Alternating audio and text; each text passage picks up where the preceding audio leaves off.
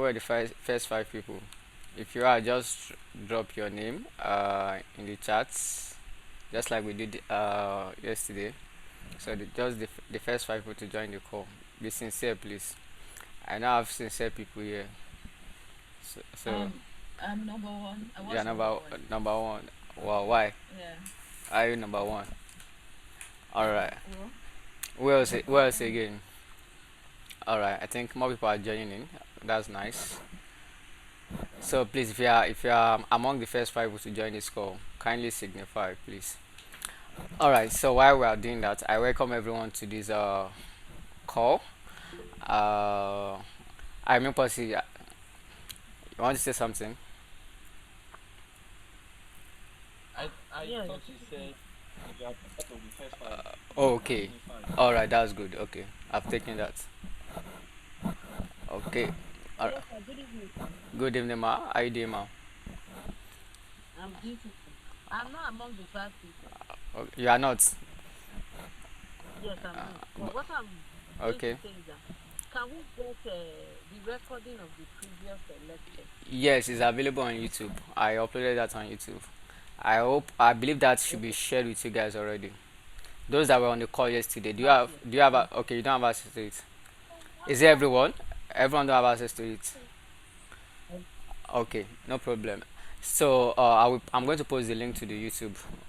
So don't worry. All right. So how was your day? How was your day? How was your day at work, at home? If you're a family person, how is family doing? I hope everyone is great. Can we get some emoji? If you are on this call yesterday, can you signify? If you are on this call yesterday, just drop thumbs up. Thumbs up if you are on this call yesterday. So just drop some thumbs up. Okay, I can see Mr. Lekon, Mr. Emil Posse. Okay, I see one thumbs up. Oh. Mr. Emil Posse is dropping multiple. Okay, let's dive into this. Okay, thank you very much. Thank you very much. I can see some new faces too, so that shows that. So if you missed the last class, please kindly watch the video. So there's a lot that we talk about in the last class. A lot. So last class, yesterday's class, focus lots more on the fundamentals of things. You understand? So what you need to understand about database, what is database, what is SQL. We explain all of that, and we also dive into the concept of data modeling, and we even went ahead to even to put that to practice. So it was a very long class yesterday. So today we are going to be going to coding, and I gave a task out. I don't know if you guys attempted it. So I sent a data set to you guys.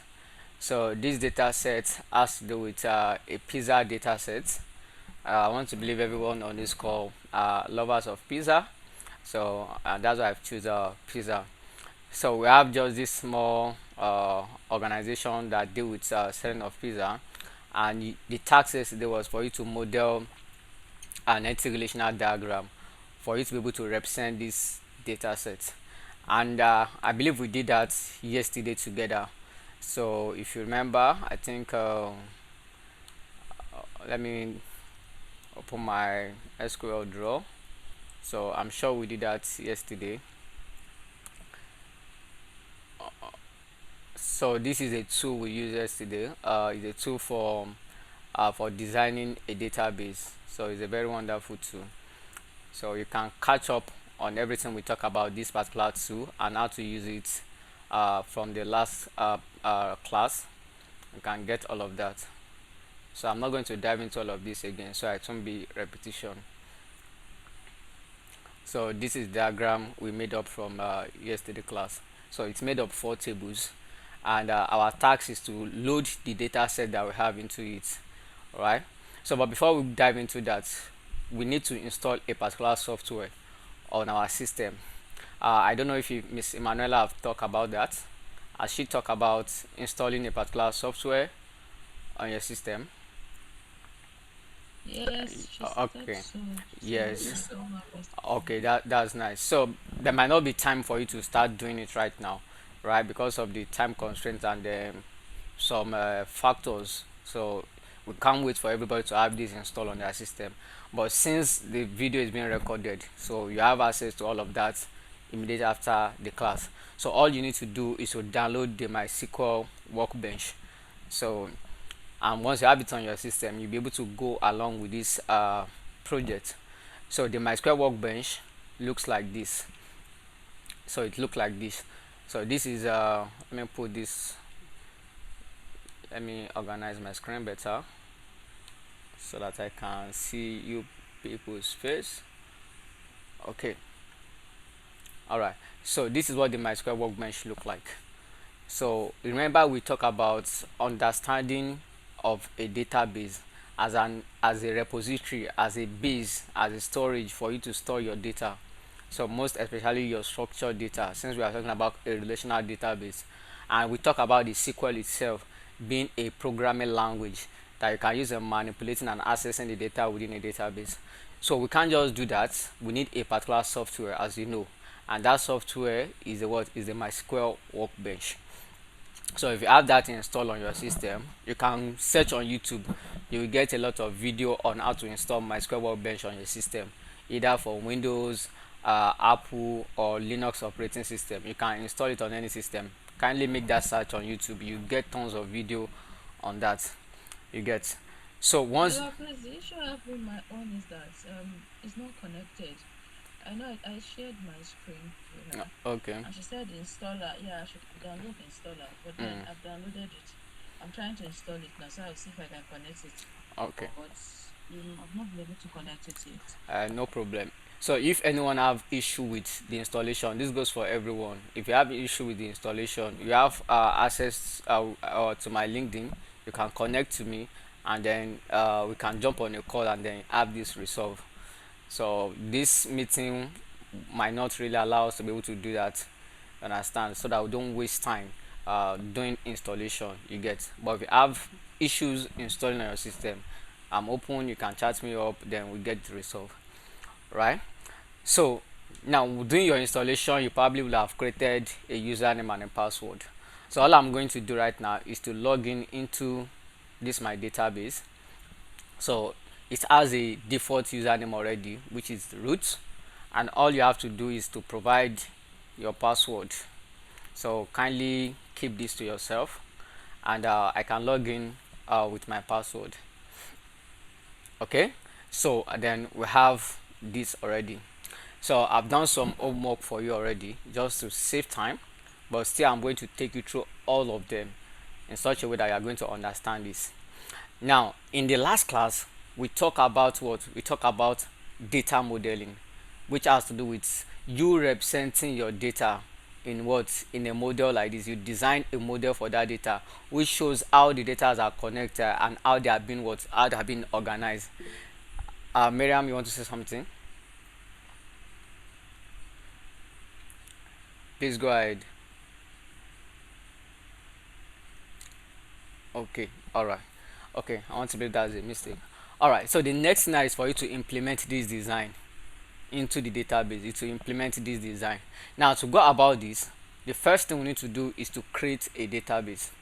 Now the moment you install this particular software, you have this certain interface, and by default you will not have all these database you have here. So I already have some database I've worked with in the past.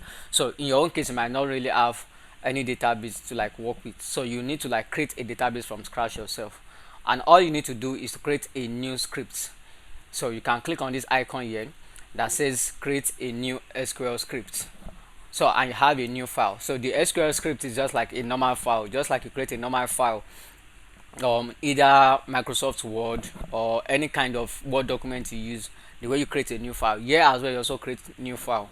Now if you have this new file created, the first thing you want to go ahead and do, because our goal here is to ensure that after having the data modeling, is to ensure that we have this data being loaded into this database so that we can be able to perform some analysis on it. So the first task you need to do here is to create a what? Is to create a database. Create a database. After creating the database, you ensure that you actually you create tables within this database. If you remember the presentation we made yesterday, within the database, there are what? There are tables within the database. Each of these tables are made up of what? Rows and columns. Is that understood? So once you do this, the next thing you go ahead and do is to ensure that you load the data into the tables. So those are the three things you need to do. One, you ensure you create a new database. Two, you ensure you create tables within your database.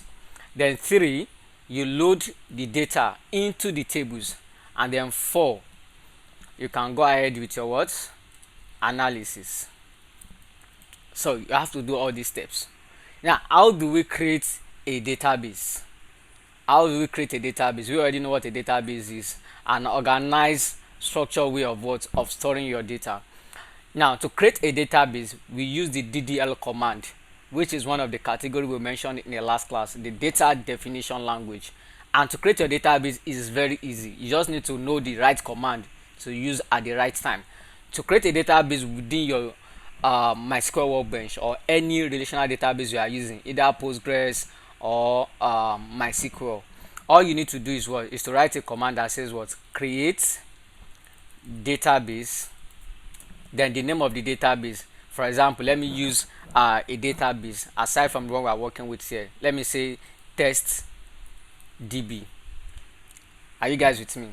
Test DB. I believe everyone on this call, either you are an IT person or you are into tech already, or you are just beginning to go into tech, you can understand this.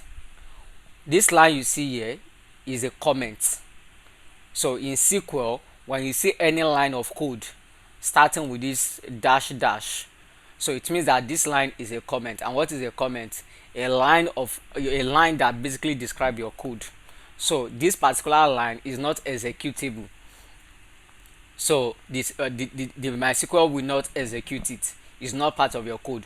It's only describe what your code is doing, so that when others developer are reading your code, they will understand what implementation you are trying to do there. So this is just a comment basically. Now this is the actual code, and the command I'm using here is what? Create, which is a DDL command. What am I creating? I'm creating an object, and that object is what? A database. Then followed by the name of my database, which is what? Test DB. So this is a complete line of code in SQL. And when you do that in SQL, it is best practice that when you write a line of code or a complete query, what do? You end it with what? Semicolon. Please, I'm not making any assumption, but if you are in this class yesterday, you understand me by now. This class is open to everyone, basically for beginners. So this class is not even for professionals or intermediate. So if you have an intermediate experience with SQL or professional experience, you might not really have much more to gain in this class. It's targeting on what? On beginners specifically. So if you are a beginner here and this is your first time using SQL, please ask the right question. Don't keep quiet. Please ask the right question. Is that clear? So this is saying what? Create a database for me. Then the name of my database is going to be what? Test DB. That's the name of my database. So let's execute this line of code and see what happened. So you've written a line of code, you need to execute it. If you look at the top of your workbench, you see some buttons up here, and you can use either of these buttons to execute. So I'm going to use this button that has an eye. So this lightning button that has an eye like a flash. So the second one. So this one can execute a code line by line, so one after the other. While this one can execute multiple code at the same time. So I want to run my code one at a time. So if I execute this, now if you pay attention, you see that something display down here, which is where your outputs.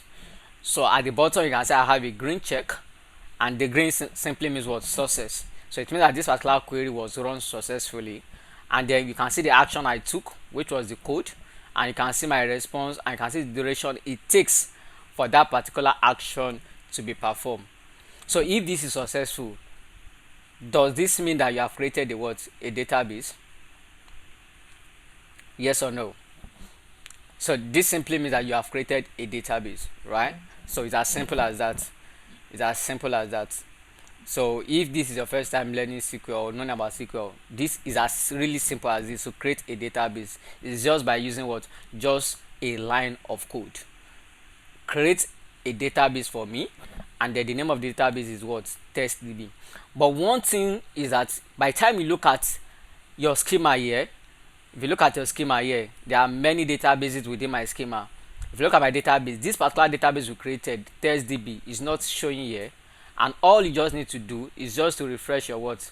Refresh your schema, and you can right click, just right click anywhere around this position or this region, and you see refresh all. So this will refresh your schema, and you can see I have this database here. Is this clear, guys? Mistura, you are welcome. Is this very clear, everyone? Thank you, sir.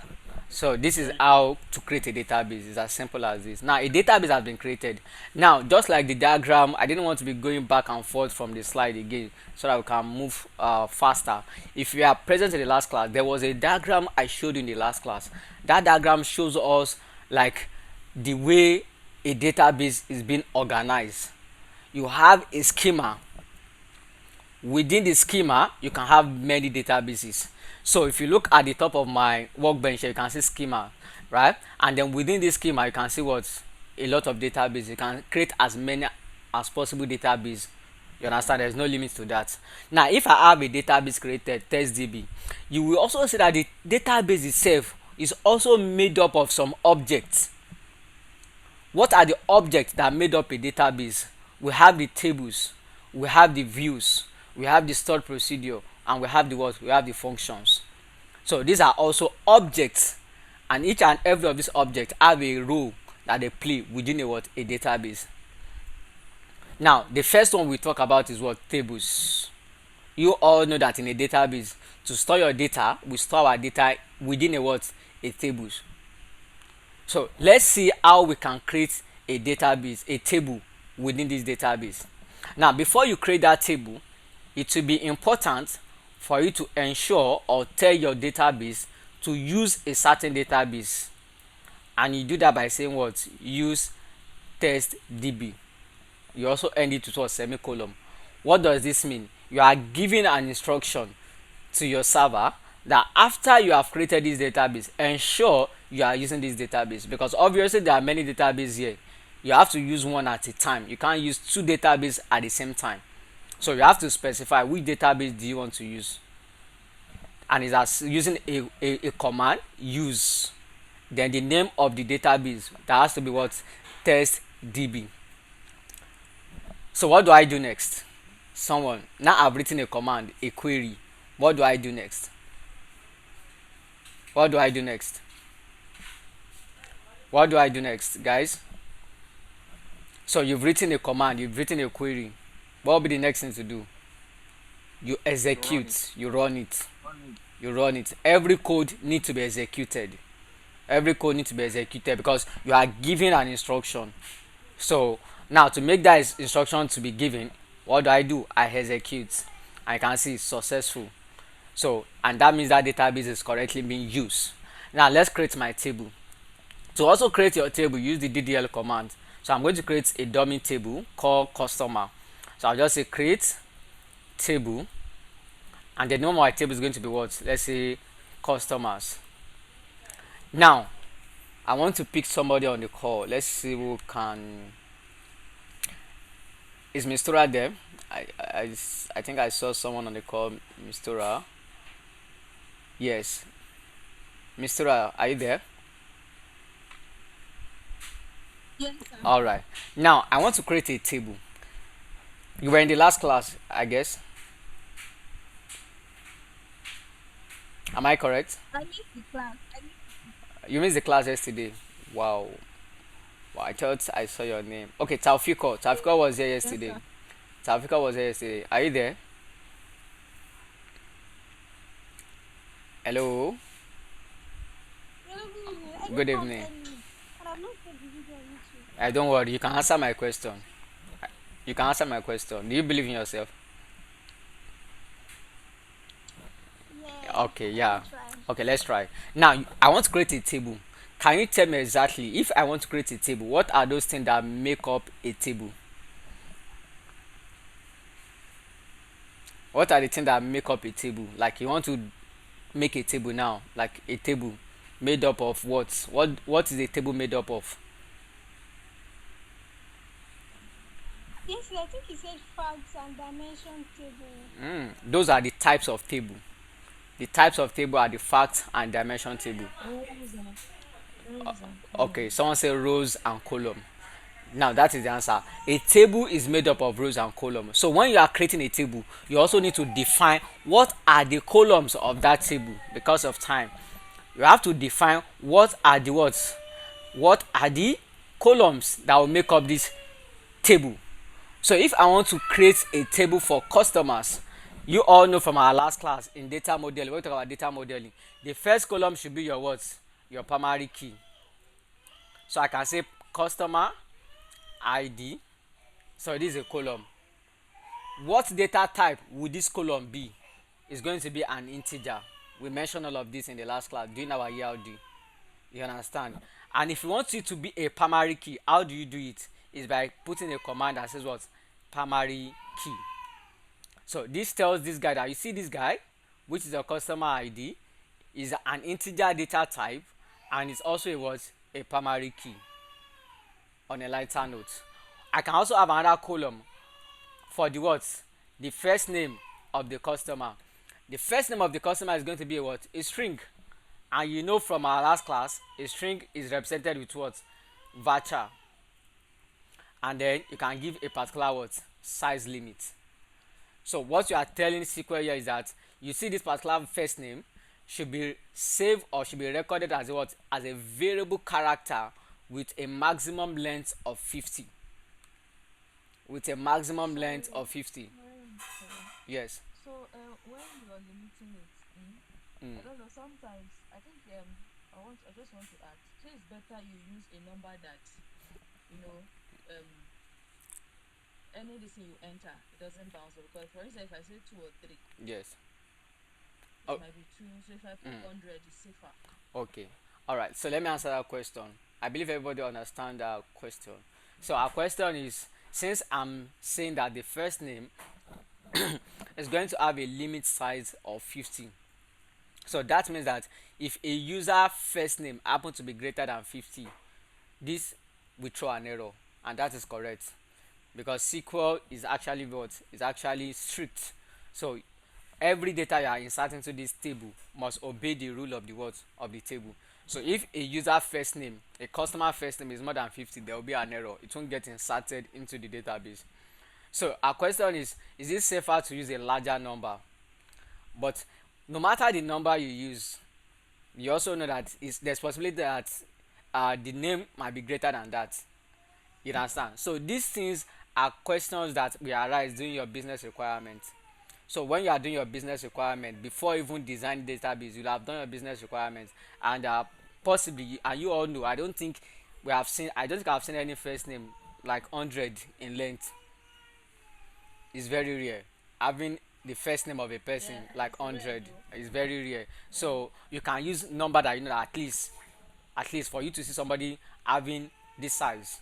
You understand? So you have done your research, you have done your business requirements, and from the business requirement, the team will agree that okay, the first name should be what? Of this length. You understand? But I will not use something like 2 or 3, because you know that the first name will definitely be more than 2 or 3. But using things like 50, 100 is more safer. So in my case, let's use 50. Is that understood? So that is the most important thing there. Yes. You can also say the last name. So, and this will be the last column I'll put here. Last name, and also is going to be varchar. So this is how we go about representing the columns in the table. And by the time you execute this, and don't forget to end your statement, it's always very important. You end your statement. Now let's create the table by executing the code. Now execute. The next thing you'll be able to what? Refresh your schema. Anytime you create an object, you have to like refresh the schema. Now if you look into my test DB, you can see that my tables now have a drop down, and I have a color, I have a table there called what? Customer. I have a table there called customer, and obviously you will see that, let me drag down a little bit. In my customers table, you can see columns, and the columns are what? Customer ID, first name and last name, according to what you did right here. Is that understood, guys? Please, can I get some emoji to be sure you guys are getting this? Please, and please, Yes. don't be shy. Don't be shy to ask question. Don't be shy to ask question.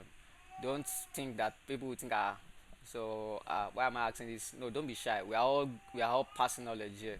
Don't be too shy to get the right knowledge, please. All right, so you can see that we have taken the two steps. We have created the database. Sorry, Mr. La. Yeah. Okay, so now, from our distance, query now, we created the database. Okay. Okay. Now, after which we're creating table. But in between, you said use test DB. Yes. So why? Why are we using test DB? I thought we Okay. are creating a database. Yes, you created the database, but I have many database in this schema. Okay, now, So the use test DB is to tell my server that this is the database I want to use. So once you say use test DB, after that every instruction you execute will be executed against the test DB and not any other database. So this is like a form of activation. Among every database I have, activate this database for a use. So you can switch from one database to another database by using the use command. So that use signify the database that is currently being used, and every query you run at that point in time will be run against that particular database that is being in use. Samuel, are you there? Can you hear me? Okay, I've been badding. Go ahead, please. Go ahead. Uh, is that a mistake? Can you hear me, Samuel? Olaoluwa. I'm sorry. Okay. Good evening, sir. Good evening. How you doing, ma? How was your day? Fine, sir. No, fine, sir. Okay. Thanks so You're welcome. yeah. My question is, how do you know that a particular text is an integer or a Okay. voucher or whatever? Like, how do you define this Okay. information? Okay. Thank you. Very good. So I will answer your question by asking you a question. Now, for example, let's assume that you are in an organization, right?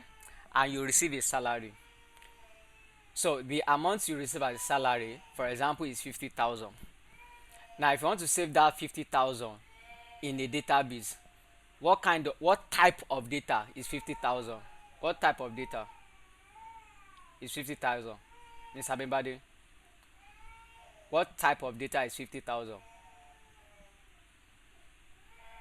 Sorry, I don't understand what you mean by Okay. what type of data. Okay. Let me. I want to bring it down to a lesser level so that we all can get it. Now, this is what I mean. Okay, very good. Let's say you know five, right? Five. What kind of data is five? What kind of data is five? Five is a number now. Five is a number. You've gotten it right. numbers. You've gotten it right. Five is a number. So why don't you say five is a text? Because we all know that five is not a text. So the same thing too in a database. When you want to record an information, a data that is a numeric data, a number, you have an option for it to be an integer. So an integer is a number. You all know integer, right? An integer is a number. So integer in this case is a whole number. Is a whole number. So the moment you see integer, that means that okay, this particular customer ID will be saved in numeric. If you see float is also a numeric data, but a what? A decimal number. So if I want to save a data that will be decimal, like for example, the price of a product, the price of a product can be in decimal format. I can save it as a what? As a float. For example, let's create one more table. So by saying create table product, and you specify the field in this product too, and obviously you are going to have a primary key, which will be what? Product id. Since this is also going to be an integer, you say integer, and then you have your primary key. Then the name of the product, for example, the name of the product will be in what? Is a text, because we all know that the name of a product is a text. So, and in this case, for text data type, you can search that online. Just search SQL data types. You see many data types. So when it comes to text, you can save a text data as a variable character. So for example, variable character, but this particular data type need a what? A size. For example, I can say description of the product can be in what? In text. That's another data type. This data type is much larger than this other one. You can tell this one does not has a limit, but this one has a what? A limit. So for every column that you want to create in a table, you must define what kind of data are they going to be. Like for example, register date. Register date simply means that you want to what? You want to save the date, and there's a date type. The same thing, time, there's a time type. So we have different data type from different kind of data. Is that understood? You will see that when we go to the to our project, you see all of that in action. So any other question, guys? You're welcome. Any other question? So that means this is clear. So we now understand how to create a table. Sorry, Salah, you didn't check the ER diagram. No, I'm not checking out diagram on this. I'm not checking out diagram on this.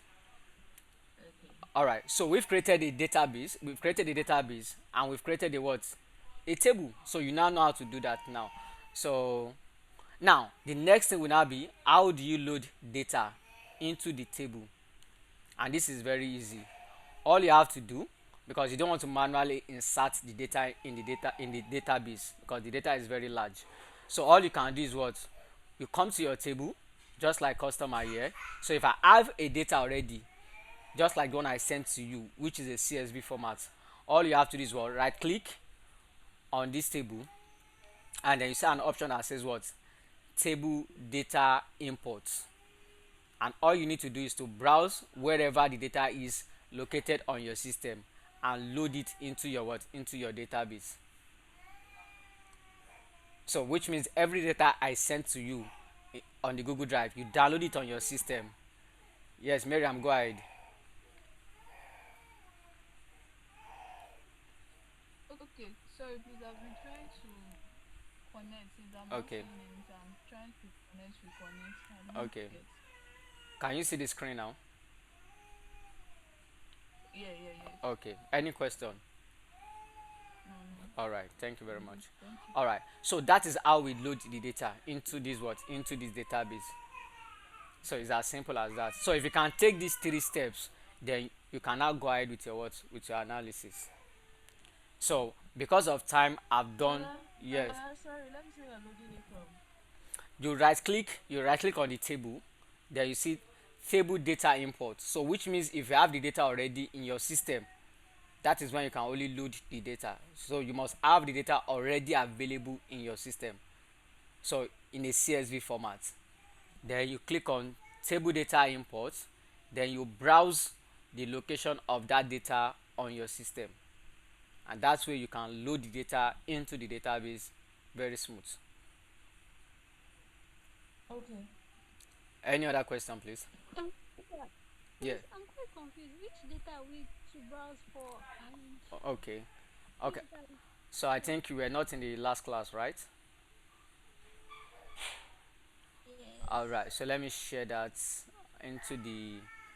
So I will share it now into the chat, so that everybody have access to this. So you can practice this after the class. So I'll drop it on the chat right now. All right, so you have access to that. All right, so kindly check the chat for the Google Drive. All right, Bimbadi, go ahead. Okay, thank you, sir. You are welcome. Anyhow, we created the database, and Okay. after creating the database, we proceeded to creating the table. Yes. And we also defined the columns that are in each table, right? Yes. Yeah. So now, are you saying that we have to create the table and define the columns that are in each of those tables before proceeding to uploading the information into Yes. the database? Yes. You are correct. You are correct. Is that clear? So you are correct. Because if you don't do that, how do you represent the table within this database? So that is the reason why we look at data modeling in the last class. Because with the data modeling, that will inform you on how to design the database. So is that clear? Okay, so let's move on to the real project at hand. So for those that were available in the last class, you remember this very well. So in your case, if this is the first time you are joining, this is what we call data modeling. Modeling your data to establish the relationship between the data. So if you look at the Google Drive I sent to you right now, you will see all this data available there in a CSV format. You have pizza .csv, you have other details, you have orders, and we have what pizza types. So these are different tables that you need to create within your database in order to be able to load this data into each of those tables. So that is why if you come right here, you can see the first thing I did was to create a what. So I will read through this code together to save time. It won't be nice typing all of this out. So now you understand the concept, so you can follow up. And I'm also going to share this code with you online too. So we are creating the database, and you can say I added something here. Create the database if not exist, then the name of the database is this. What does this mean? This means that only create the database if it does not exist. Is that clear? So you can see it's just like an English language. Only create the database if it does not exist. So I won't be creating database again because I have created it already. Is that clear? Is that clear, guys? Yes, yes. All right. So I created the database. Then after that, what do you see me doing? I make sure I am using the what? The database. So I will start by executing this again. So I can switch back to what? To this database. Now I've switched back to this database. So I'm currently using pizza DB. Now after I use the database, what do I do next? I start creating the tables as defined in my ERD. If you look into my ERD, in our design, we specify that the orders table is going to have 3 columns: the order ID, the order date, and the order time. The order ID is the primary key to uniquely identify the orders within this table. The orders date is to record the date that the orders was taken, and the order time is to what? Is to keep record of the time the orders was taken. So these are certain information the organization are storing, and in that pattern we also created what? A table. As you can see that if you look at the design is exactly what we are trying to implement. So that is why we talk about data modeling. If you know how to design your model, then you should be able to implement it. So we are saying right here, create a table for us called orders. Then the column is what? Order ID. The data type is what? Integer. And I specify constraints. So these are constraints. The constraint here is what? Not null. And the not null constraint here specify that the order ID should never be what? Empty. So it means that your order ID will never be empty. This is exactly what happens when you are filling a form on a website, for example. There are some form when you want to fill it. If you don't fill a particular field, you won't be able to submit. That's because that particular field is not optional. It can never be empty. It can never be null. You have to put something there. So this how to also what add a kind of constraint to my column, telling it that you see this other ID should never be what empty, and this other specify that what primary key. We all know what primary key means. Is that understood? Am I boring? Am I boring? Let's take some No, not chill at pill. all. No, sir. People are too quiet on this group. What happened? It's not because you've not asked. Life is not as serious as this, you know. So just I know we have gone through a lot since morning, and everybody's just wants to relax. I understand. Yeah, I understand. So I think I'll just take your silence to mean that you are enjoying this and it's making sense, right? I don't want to believe that you guys are confused. Because if you are confused, you can ask question, right? So that is exactly what we are doing here. So we define another column. The other column is what? Other dates. And you can see the data type here. The data type here is what? Dates. So you can see that every data has a type. Some of the things you will learn if you are opportune to join one of our classes is statistics. Don't be scared. I know some people like mathematics. I don't want to do anything to do with mathematics. So at least you must understand statistics. I can't wait. So the statistics, right? So one of the things you understand that statistics is data, types of data. So like the question I've been Bade is asking, how do I know I'm supposed to use an integer here? How do I know I'm supposed to use a varchar here? Don't worry. All these things we all know them. We all know them, but we don't just know that we know them. You understand? We don't know that we know them. We all know them. So date is a data type too. To keep record of a kind of data that are in date format.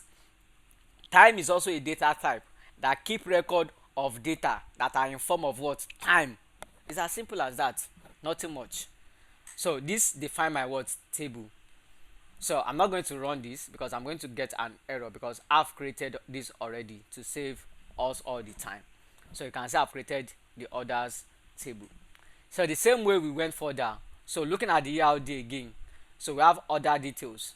In order details we have order details ID, order ID, pizza ID, and what? Quantity ID. Okay, I think I created pizza type first.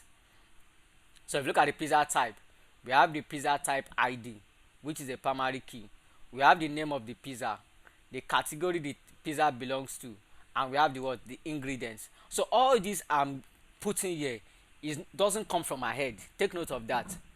This is based on the business requirement. And what is the business requirement? The data you were given. So if you are given a data to represent within the database, you can look at the structure of the data and identify the columns in those data, because it is the data that you want to load into this table. So your table too must carry the same column as the data. Like for example, let me open the pizza type so that people can understand what I mean by that. So a seconds. All right, if you look at this, I believe you can see my screen, right? So if you look at the pizza type, can you guys see my screen?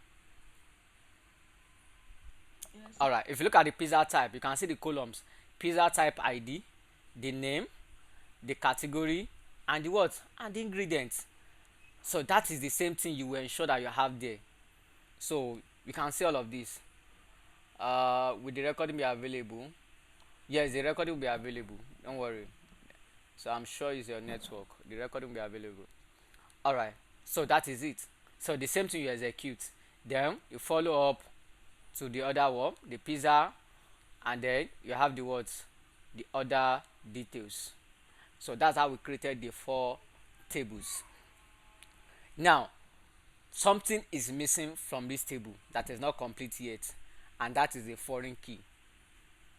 The foreign key. You can see that for every table here, we are putting the primary key. We are putting the primary key. Like for example, in other details table, the other details ID is a primary key. The order ID and the pizza ID is expected to be a what? A foreign key. It, it, what do you say, Ma? What do you say? Yeah, go Okay, ahead. all right. So if you look at the other details have a primary key, which is the other details ID, and we have other ID field, and we have another field for pizza ID, which is expected to be a what? A foreign key. For those that were present also yesterday, if you are not present, please kindly watch the last class video. So the other ID here is meant to be a what? A foreign key.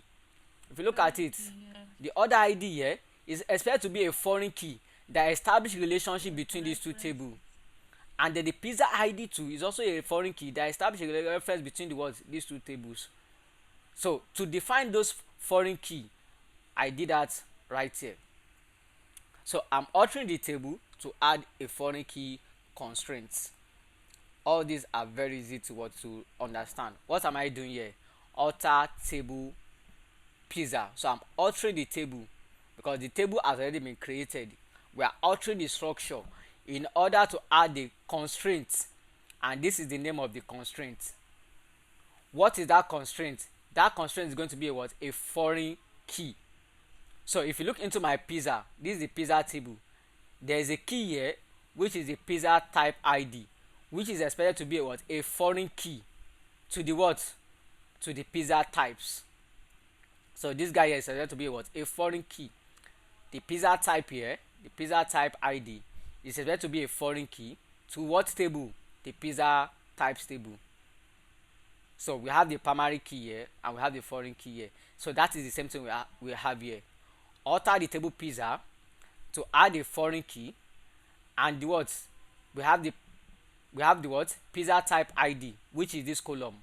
So you are saying use this column and add a foreign key to it in order to reference what? To reference the pizza type ID that is inside the what? The pizza type table. You can say how this is related. So by this word reference, it means help me to what? Draw a line to establish a relationship between the two tables. Miriam, is this clear? Samuel? Yeah, I can. Uh, all right. Everyone, Olufemi, Sir, please bring it again. can we get what? I didn't get this part. Okay, let me explain that Sorry. again. Now you explain. So you understand the I'm just first trying part. to get that because it's not true. So you understand the first part when you created different tables. Now this line is what we call the line of reference, or you call it relationship line, as the case may be. So this line establishes a relationship. It shows how these tables are related to one another. It shows how these tables are related to one another. So to by code to implement this relationship, we do that by adding a foreign key constraint. So if you go into the pizza table, look at the pizza table. The pizza ID is a primary key. You don't have problem with that. But the pizza type ID, this is an ID to another table, which is called pizza type. So this pizza type ID is expected to be a foreign key that will shows a relationship or establish a relationship, as you can see here, to what? To the pizza type ID within this place. So pizza type ID inside pizza to pizza type ID to what? Pizza types.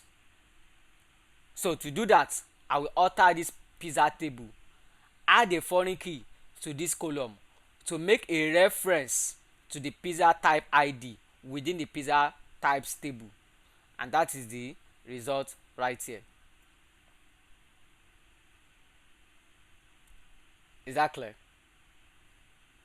Yes, sir. Thank you, sir. Yeah. Okay, the same thing we have here in the what? In the other details. If you look into the other details, look at the other details. There's also what? A foreign key here, other ID, that will reference what? Others table. And there's pizza ID that will reference pizza table. You can see two foreign key. One, other ID, is referencing the others table.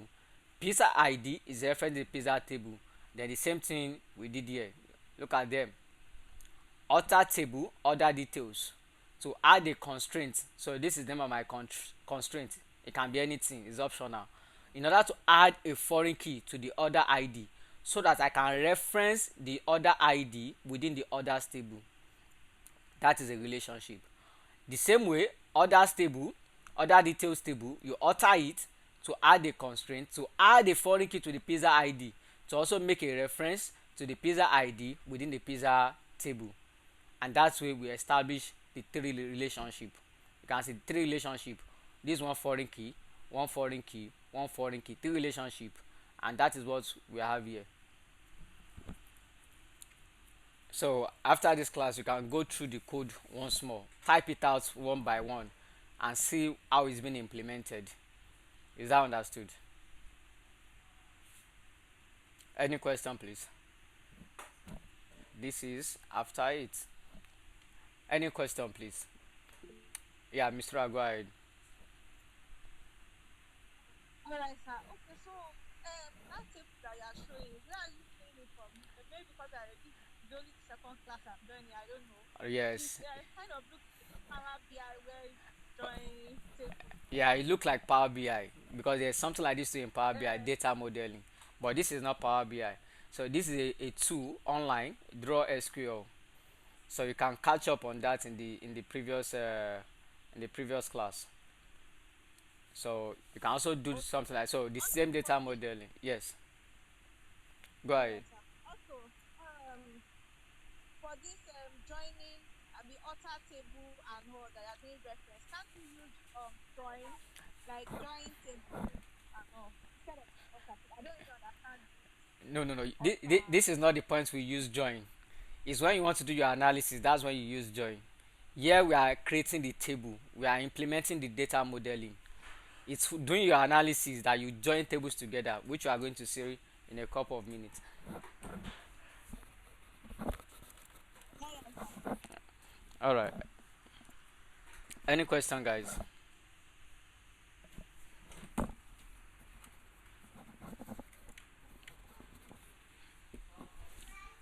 Any question, guys?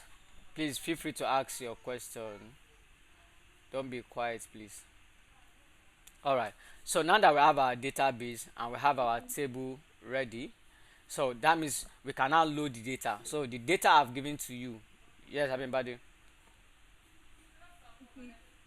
So my question is, do we have Yes. to arrange this in order?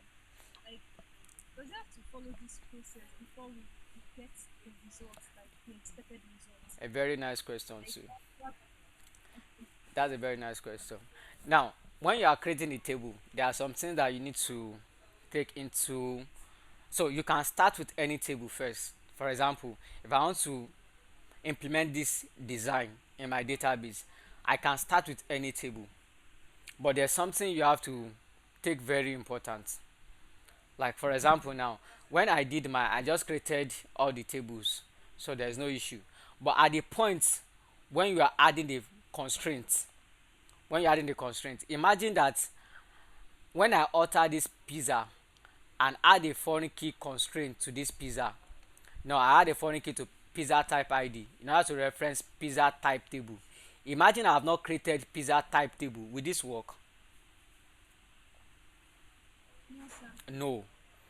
So when you want to when you want to add some foreign key at times, when you want to add a foreign key, you have to ensure that that table you want to reference, it has been created. That is the only thing you need to take note when you are creating the table. You understand? Imagine you want to add a foreign key to other ID and you have not created the others table. The query will not work because the table hasn't been created. So that is the only thing you just need to take note when you are creating the table. Ensure that the table you want to add a reference to has been created already, because if not, it will tell you that that table cannot be found. Did I answer your question? Okay, sir. Thank you, sir. Yes, you are welcome. Any other question, guys?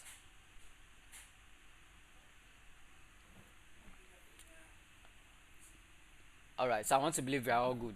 So the next now I want to show you is what, how to load this data, and I've showed you already. So once you have done creating all this code and implementing your database, all you just need to do is to be loading data. So you can take others first, data import wizard, and then you browse wherever you have the location. You browse as well. So and then you come and select wherever you have your data. You can say I have my data 2 here. So I'll just select others.csv and I'll say open. I'll say open. Then you say next. Then you say next. Just say next. Then you can it show you a preview of what the data look like. Then you say next and load the data. So I don't want to load this data because I've already done that to save time. So it's as simple as that. Then you move to the next one. You select table data imports. You also go ahead, browse the location of the data. Then you select the data one after the other. Then you load, and that's how you load all the data being given into the what, into your table. That is also very simple, right? I guess that is simple.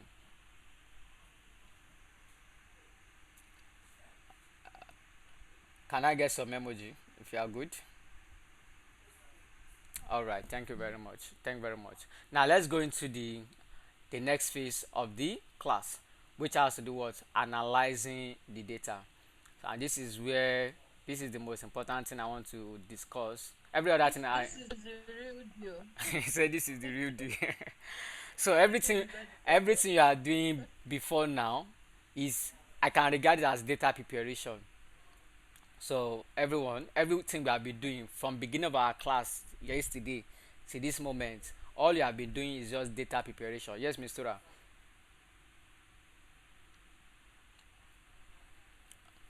That was a mistake, sir. Okay. So everything we'll be doing before now is just data preparation. We'll be preparing the data.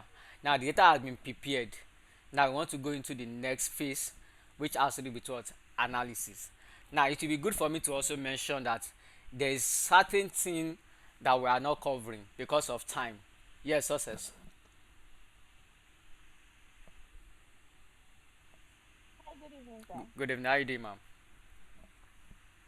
I'm sorry to cut you short. Yeah. I'm kind of a bit confused. Like, I stumble on the link Okay. and I clicked on it and it took me to this class. So I'm trying to, like, where's the previous class? How do I get to the previous class? Like, All right. then, like, yeah, I don't know more about the class, but I Okay. stumbled on the link. Yes. I would drop it after the class. So if you really want to get the link, you wait till till the end of the class. Because if I drop it now, people will just go to bed, and I don't want that. So let me keep people here. So if you really want the link, you stay to the end of the class. Is that good? Okay. All So how right. many hours is the class, sorry? Now we'll soon be rounding up. By 9 we should be rounding up. So this is actually meant to be like a free class, right? So it's not a master class. It's just to introduce people to the world of data analysis and data science, basically. You understand? All right. Thank you for that. Okay, now let's go into analyzing this data. So I wanted to mention something earlier. So there are certain things we are not talking about because of the time and the duration we have. Now, there are certain skills that you must also know about, and aside that you have prepared your data, there's also something we call data cleaning. So data cleaning is also an important skills that you need to have as a data analyst, and we mentioned some of these things in our last class. Aside that, you know how to do data collection, you know how to do data modeling, you know how to do data preparation, you should also know about what data cleaning. So these are different techniques that you must gather, that you must have, either as a data analyst or a data scientist. But in this class we are not going to be covering data cleaning, so we are going to be talking about what? Data analysis. So this data analysis in this case is what people regard as what? EDA, which stands for what? Exploratory data analysis. So this is where you do the real analysis. This is where you start what? Deriving insights from this data. Obviously we have some certain data now, but we need to make meaning from those data, right? So before we do that, let's first of all learn some basic SQL command uh, to do some data profiling in our data. So let's do data profiling. So just to be sure of every data we have here. Now basically what I want to do here is this. Now, Success, are you there? Yes, I'm here. Now look at this. I have a table here called orders. Now there are some certain data in this table. but you can't see the data inside. Unlike if you open this in your Excel sheet, just like the way I gave this to you, if you open it in your Excel sheet, you can see all the data being displayed. But you see in SQL, to see any data, you have to what? You have to access that data using your SQL query. And the first command I will teach you here is the select command. The select command allows you to select an item within a particular object. Like for example, I'm talking about orders. What are the columns that make up orders? The columns that make up orders are what? The order ID, comma, the order date, comma, the order time. So this is as simple as saying select the order ID, the order date, and the order time. Where are we selecting this data from? Mean success. Where are we selecting it from? We are selecting the order ID, the order date, and the order time. From where specifically? Others. From the order. So it's as simple as that. It's as simple as that. Then this is a complete query. You end it with what? Semicolon. So I'm telling MySQL that help me select. So select is a command, a data query language. Select what? This field, this column. From where? From this table. And if you execute this, now you can see I have a result set. I have a result set showing me or displaying for me the information within that what? Within that particular table. So this is how you select the information within that table. Is that clear?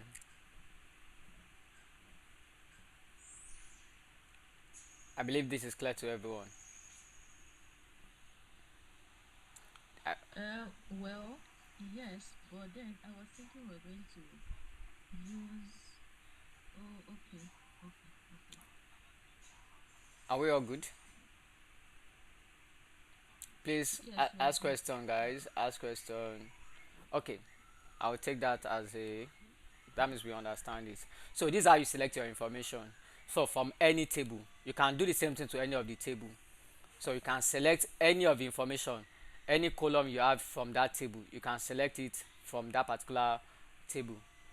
So another thing that I possibly can do here is to count the numbers of information, the numbers of record you have in those tables. And here you can use what we call what? An aggregate function. So I can do that by saying, for example, if I say select the count of order ID from orders. So you know there is a column which is called what? Order ID. Now basically what I'm doing here is what? I'm using an aggregate function called count to count the numbers of record that I have inside this table. And if you execute this, you will see a result. So this means that in my table I have what? I have 21,350 orders. So let me put that here. 21,350 order. So this is the numbers of orders that you have inside this what? Inside this table that was loaded from that CSV file. Can somebody help me to count the numbers of pizza? I want to do the numbers of pizza. So this is my pizza table and these are the columns. So I want to count how many pizzas do we have in this database. Who want to try? Joshua, Ayomi Posi, Balogun, Ebenezer. Who want to try please? Emmanuel.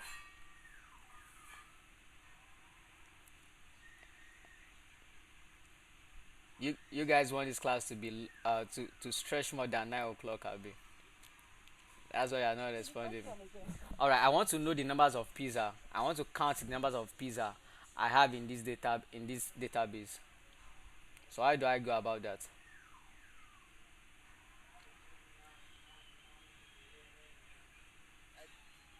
Can you hear me? Yes, I can.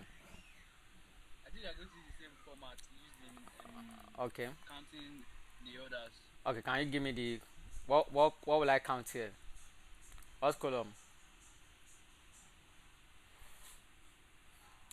I believe that will be the pizza ID, right? Yeah, pizza. Pizza ID. No, like Yes. No, we are counting the Enter. pizza. Let's enter. So then From from pizza. pizza, sorry. So exactly something like this.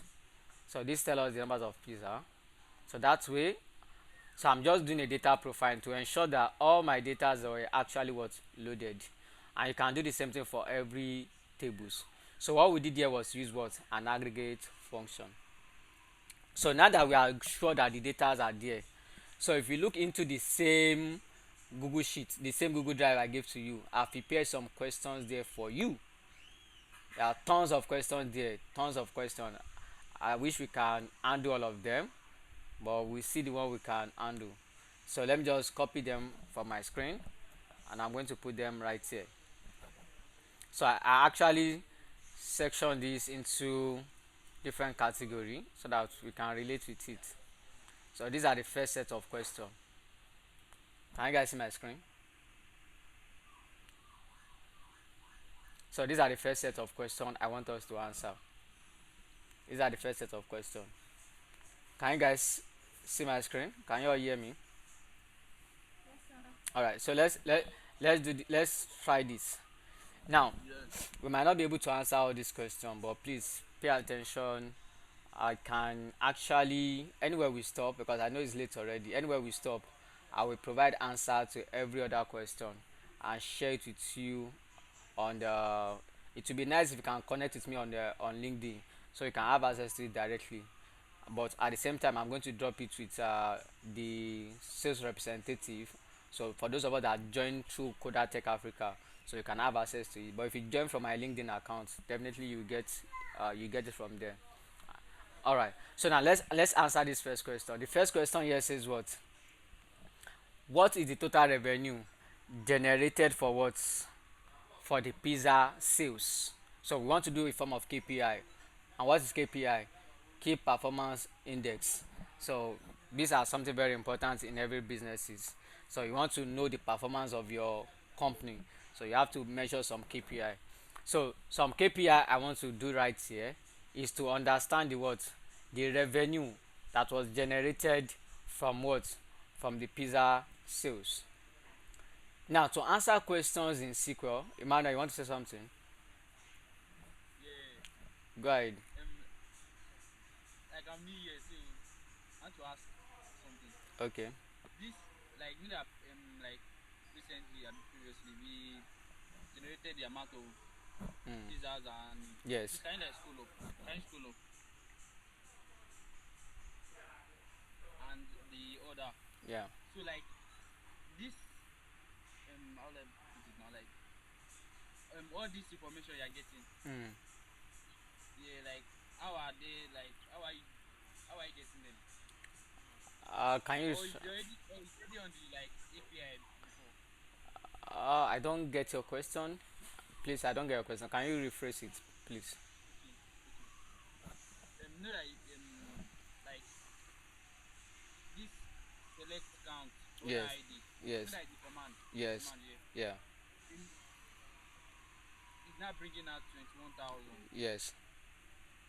Know that there will have been a particular like let's say an analysis Mm. before this answer the Mm. Yes, we ran the code. The code is the analysis we are doing. So oh yeah, so you are asking questions from your data by writing the command. So it's not the data itself will not give you the question. You as the analyst, you are the one that will come up with questions that you want to ask the data. You understand? Like the first question is telling me the numbers of orders that we have done so far, and this other one is telling me the numbers of pizza we have in the database. All right. So let's solve a question here. This guy said, "What is the total revenue from pizza type?" So from pizza sales. So that means that from this pizza generally, how much have they generated? So whenever you want to answer a question in SQL, the first thing you ask yourself is, what is the problem they want me to solve? In this case, the problem we are solving here is what we want to know the revenue. Now, how do you know the revenue of an item? Please, in this case now, we need to be engaging. How do we know You can, if you don't want to talk, it's fine. You can drop it in the chat. You get. How do we know the revenue generated from a particular item? What is the important column or the important information we must know to generate the revenue of a particular item? The price of I can, okay. Yeah, go the ahead, go price ahead. of the price of the item, The price of the item. then Yes. less times the quantity. Okay, you said the price of the item and then the quantity. Now let's see if you have those information. Now you will need to check the table you have those information. So like for example, in the pizza table, we have the price of every pizza. So every pizza in this database has a certain price they are selling it. And I think in the other quantities, in the other details rather, that's where you have the quantity. So just like you said now, it means that for every item this person bought, I need to what? I need to calculate the revenue. And to calculate the revenue is by you doing what? Is by you saying the price multiplied by the what? By the quantity. Now, if you look at the price column is in what table? The pizza table. Why the quantity is in what? Other details table. Now, the two columns that we need to answer this question, they are on different table, and we need to multiply them together. We need to perform an analysis on them. How do you now do this?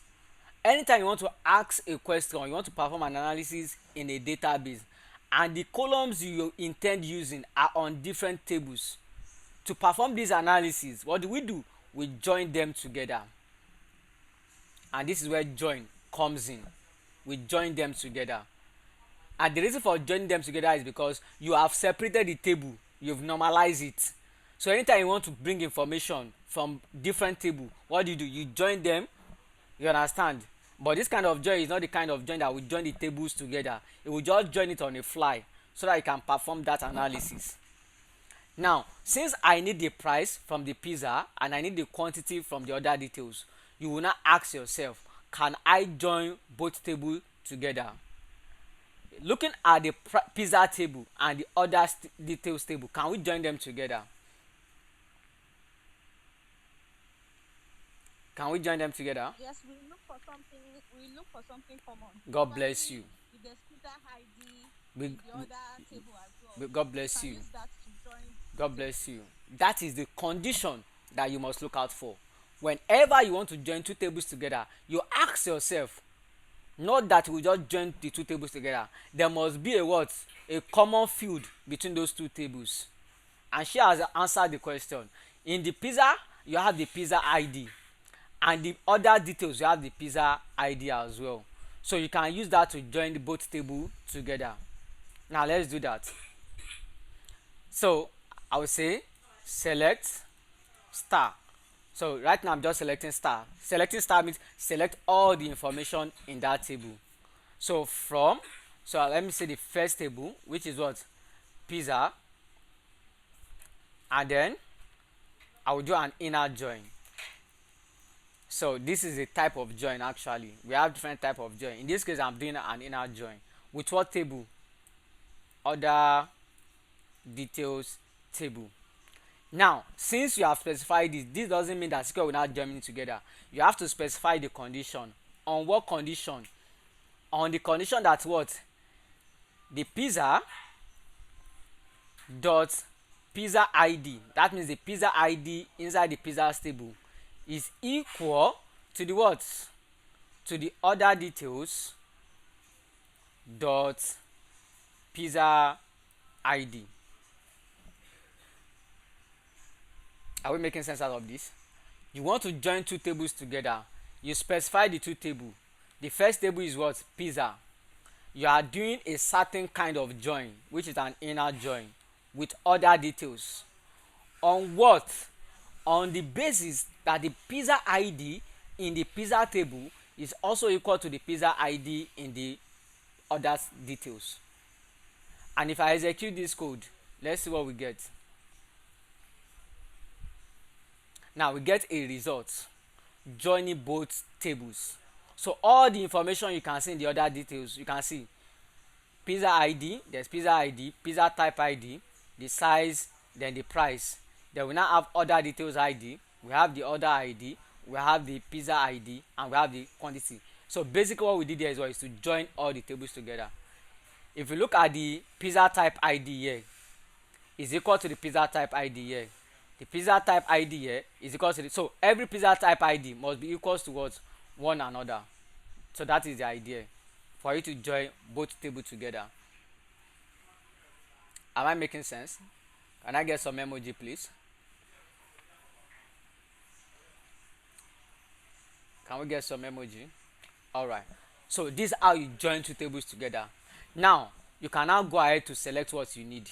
But before I do that, I think this code this code can look more better. Thank you very much.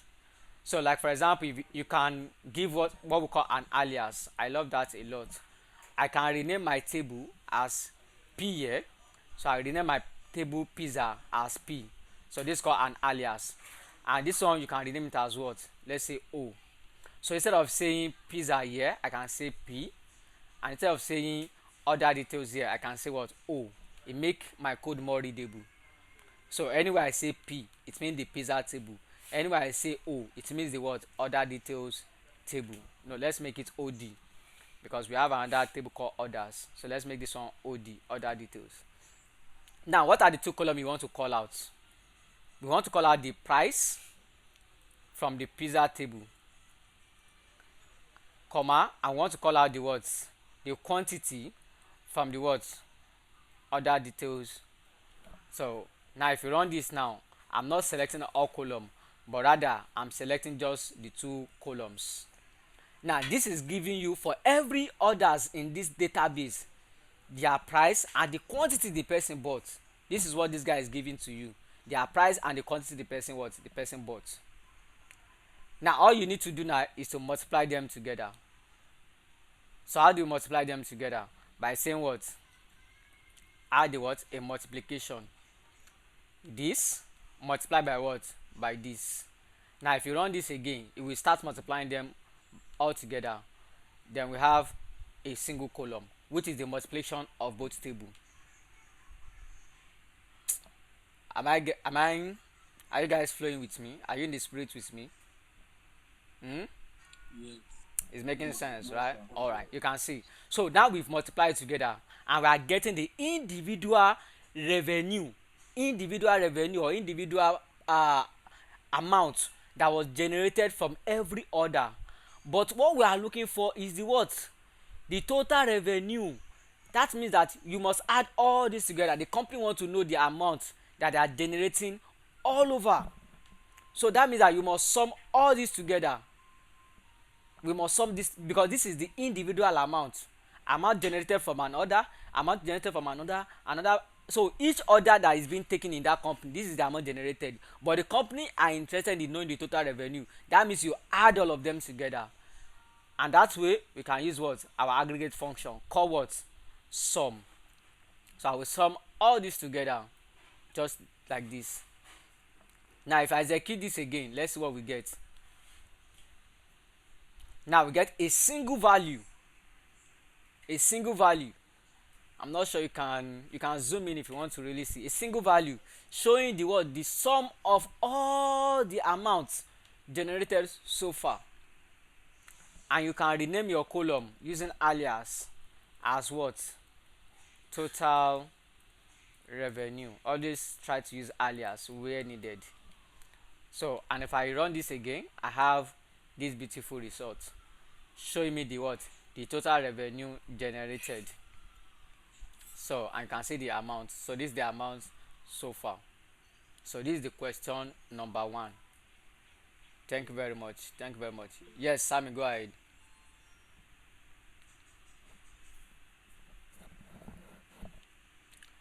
Please go ahead.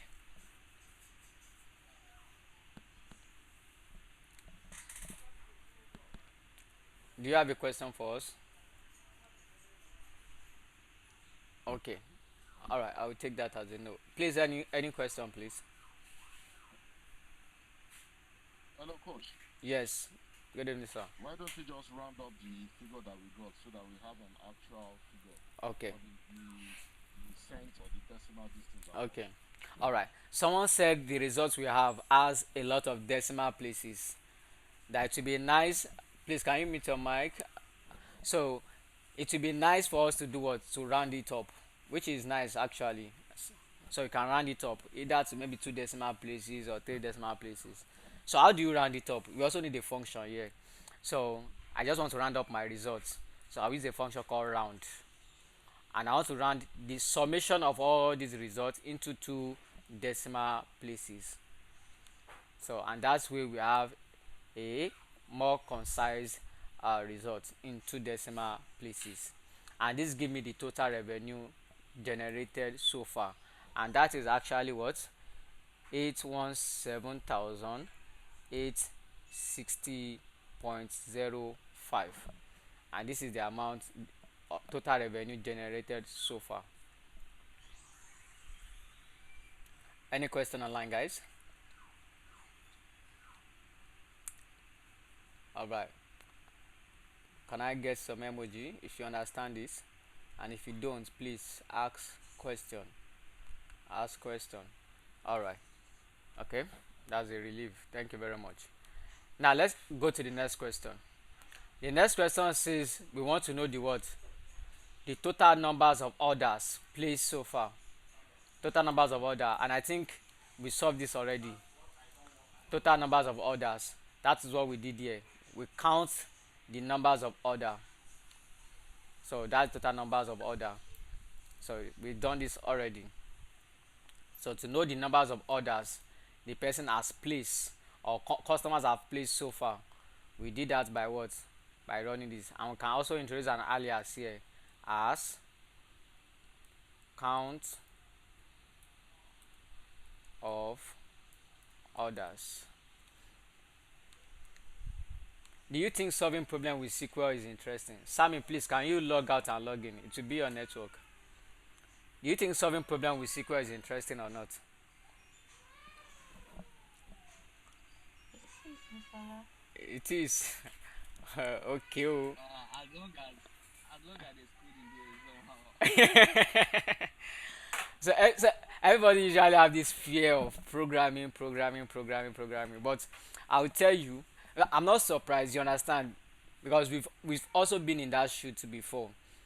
You understand? Just like conversation we had yesterday. Even though I study computer science, I struggle in programming. You understand? I struggle in programming. You understand? Because programming to some people, especially to a beginner, it's usually abstract. Because there's a way you think, and being a programmer or writing code, you have to think the way the computer will think to be able to solve the problem. You understand? So with the right mentor, trust me, with the right mentor and guidance, learning programming is the most easiest thing.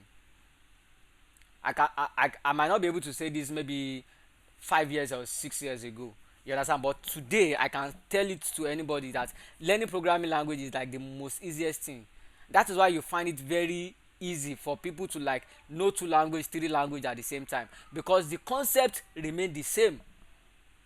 And the concept remain the same. And that concept is what? Is a very simple concept. Input, process, and output. If you can take time and study those three things, input, process, and output, you can solve any programming code or any programming task. Because what the system is expecting from you is what? Is a certain input. A certain input. You understand? On which you perform a what? A process. And then it's going to return an output. What are the inputs in this scenario? The input here is what? Your price and your quantity, which are coming from a what? A table. Then you perform some process to calculate the summation and even round it up, and it gave you an output based on the what? Based on the instruction you gave to it. So it might really take some time, but trust me, with the right guidance and mentor, learning programming language should not be something difficult. If you are a self-taught developer, I can relate. You understand? Because being self-taught, learning programming on your own from one YouTube video to another YouTube video, chai, you will see shege, because you just be jumping from one India guy today to another India guy tomorrow, from one India guy tomorrow to another. So you can see some people have the experience already. So you will just be jumping from one YouTube video to another YouTube You will video. want to cry. You will want You to will want to cry cry. seriously. I'm So telling you. it's something we've done too. You understand? It's something we've done, but things are is easier now. You understand? All these things you can pick it up in 2 3 months. I don't know if you have seen people sharing their experience with them that they learn data analysis in 2 months, 3 months. It's possible if you have that time. Right now, if you have time that you have so much time and you are not really doing much with your time, this is the time you can make use of this those time, because a time is coming you'll be so busy there won't be time anymore. So if you're on this call and you have so much time with you that you're not really using, I will advise, I will encourage you to like use it very well now. You understand? 2 months, 3 months, you'll be amazed what you turn into. So picking skills now are very easy with the right guidance. Trust me, you won't be jumping from one YouTube video to another YouTube video anymore. So that is it, right? Any question? No question. So let's solve more, right? Let's solve more. Good evening. The question. Okay, go ahead, sir. Yeah, sorry, I stepped in late. I was Okay. part of yesterday's class, but Oh, I'm just coming in. all right. So I You're want to welcome. know, is there a way to get a view of the class? Yes, there is. I'm surprised you guys did not get the record video from yesterday, because I actually stay awake through the night to upload this on YouTube. You understand? But trust me, I'm going to drop the YouTube link immediately after this class, so that you guys can catch up and ask. You can ask the question from the YouTube, drop it in the comments, and if there's need, I can jump on a call, right? So trust me. Okay, now let's answer more questions. Okay. Yeah, Thank you, sir. you are welcome, sir. Calculate the average order value. I also, so I want to know what is easier so that I don't miss out. You want to know what? Okay. Okay, all right. The average order value. Average order value. Average order value. What does this mean? So it means you should find the average order, like the average orders. You understand? Order value. This is not the revenue now. The average order values. What is the average order values? You understand? Okay, I think this should be the revenue actually. So the average revenue. Let me put this properly. Average order revenue. Okay. Yes. Average order revenue. Sorry for that. The average order revenue. So since we find the sum, we should be able to find the words, the average revenue. So, and all I just need to do, I can easily copy the same code. So pardon me. So all you just need to do here is just to change the function from summation to what? To average. You understand? So we are still calculating the revenue, but this time around we are not calculating the total sum. Rather, we are calculating the what? The average. And if you execute this, what will be the average value? Let's see. The average value here is what? 16.6, 16.82. So that's also very cheap, right? 16.82. So all these are KPI for the organization, for the business. Is that clear, guys? So we are calculating the average, not the sum. Here is what? Total revenue. Here is average revenue. So let's rename this to average. So here is average revenue. So there's a difference between total revenue, and there's a difference between total revenue and average revenue. So average means mean, the mean value. All right. If that is clear, let's take one more question. Okay, total number of pizzas sold. I think I've answered that already. So I think I will leave the rest of the question for you. So to attempt. Is that good? So we can take more questions I have there. Can check the Google Drive. So those questions are there for you. Those questions are there for you. So let me pick the season trend. The season trend. Please, any question, please. So this is another set of questions. So yeah, I want to do like some kind of time series analysis. You understand? So I want to understand the total numbers of orders. You understand? By the time. So I want to know the peak hour. The peak hour. And I think I love this question a lot. Can somebody tell me why a business we want to know the peak hour in terms of the total numbers of order? For those of us that are in business, why do you think it's important that a business know their peak hour? And what does it even mean by peak hour? Anyone? Anyone want to share? Okay. The time that you make the highest sales. Okay. All right. Anyone else? Anyone else? You can add to what she has said.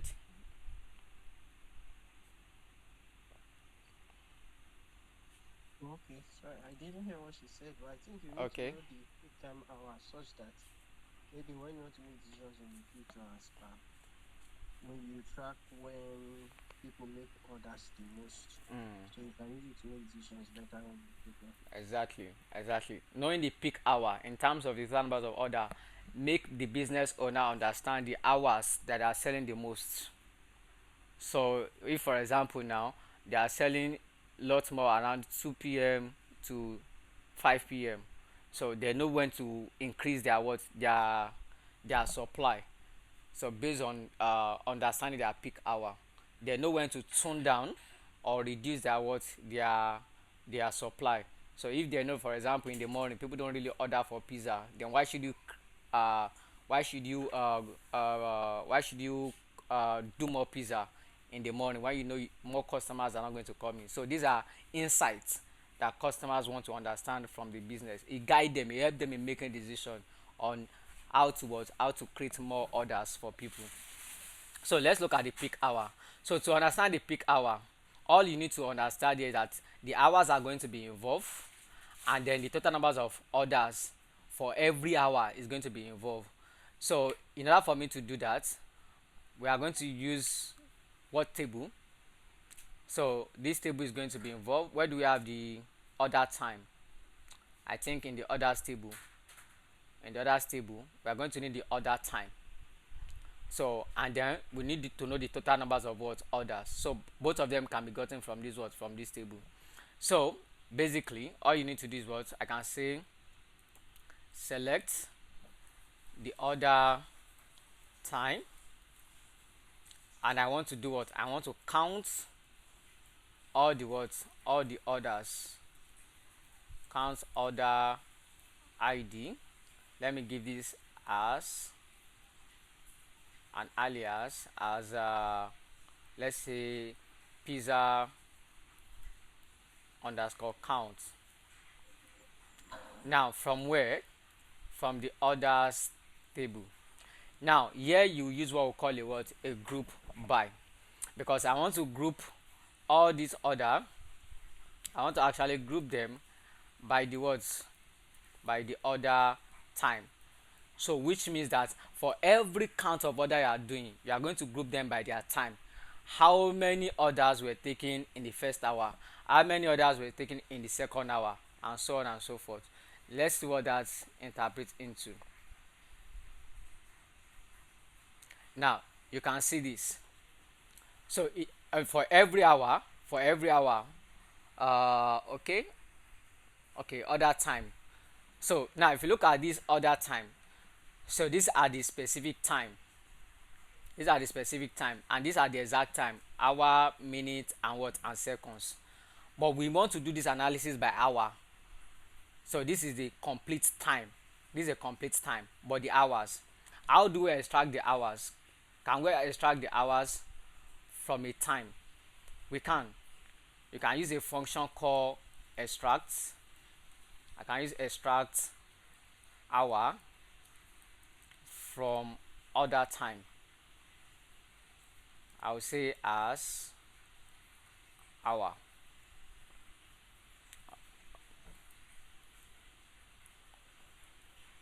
So Let me give this another name so that it doesn't conflict. What can we call it? Let's call it hour duration. So we are extracting the hour from the date. If you look at the date here, this date is made up of hour, minutes, and what, and seconds.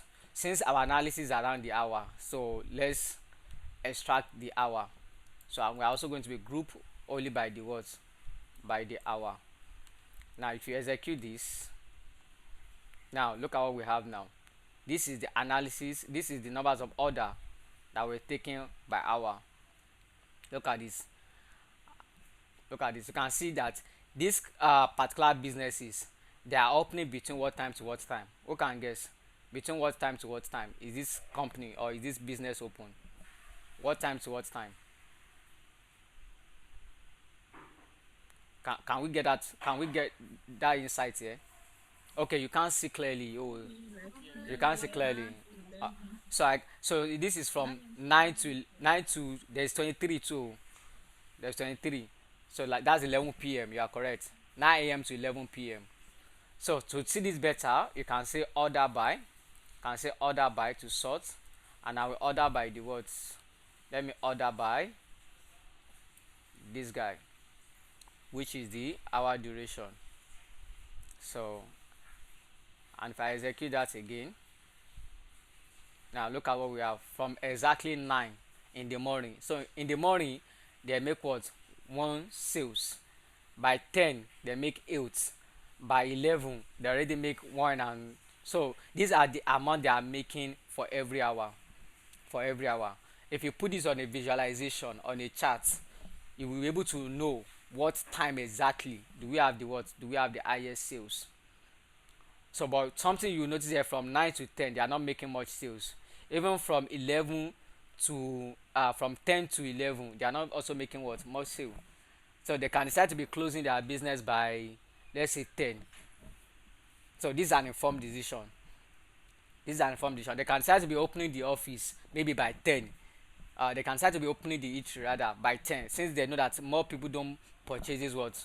So the duration people purchases here probably when is at the working hour. You understand? From 11 to 11, basically. That is when they're having much sales. If you look at the value here,